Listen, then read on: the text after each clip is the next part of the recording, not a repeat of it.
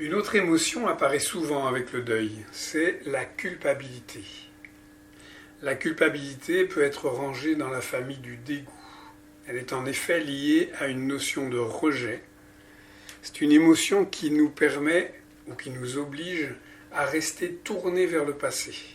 Elle appartient et elle entretient le déni. En effet, ça nous amène à relire le passé en restant centré sur les manques, sur les faiblesses, les failles. Ça cache aussi un besoin de parler, un besoin de s'exprimer pour ne pas rester seul dans la confusion. À travers notre travail de mémoire, nous sommes confrontés à nos limites et l'être humain a besoin de porter un regard bienveillant sur lui-même, sur ses limites. Il a besoin de reconnaître qu'il n'a pas la toute-puissance. Dans la culpabilité, il y a deux options. Soit je peux réparer les choses, soit je n'ai aucun pouvoir de changer les choses.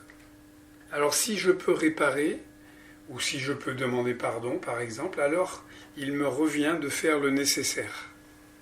Ça peut être auprès de la ou des personnes concernées, ou ça peut être symboliquement aussi auprès de la personne décédée. Par contre, si je n'ai aucun pouvoir de changer les choses, alors je vais être dans le besoin de faire le deuil de ma toute-puissance. Il me faut prendre conscience qu'en tant qu'être humain, je fais partie d'un grand tout. Or, la toute-puissance elle-même appartient à ce grand tout. Donc, elle ne m'appartient pas et je dois donc en faire le deuil. Guérir de la culpabilité est à ce prix, faire le deuil de la toute-puissance, en éprouvant mon impuissance à changer les choses.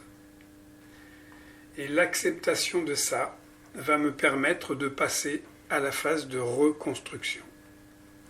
Alors pour aider la personne en deuil engluée dans sa culpabilité, eh bien je peux essayer de l'amener à sortir de la recherche de raisons objectives de sa propre culpabilité, ce qui l'aidera à prendre conscience de la réalité de son impuissance, à changer ce qui a été. Accepter mes limites en tant qu'être humain, c'est accepter le fait que je ne suis pas responsable de ce qui arrive, mais de me sentir responsable de notre réponse à ce qui arrive. Rester bloqué dans la culpabilité, ça peut être aussi un moyen de rester en lien avec le défunt. Ça permet d'alimenter le déni de cette manière.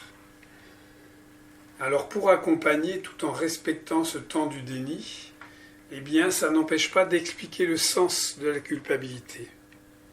L'endeuillé gardera son libre arbitre face au déni, il ajustera son cheminement en fonction de son besoin, et pour avancer librement au sein du processus de deuil qui est toujours vécu de manière individuelle.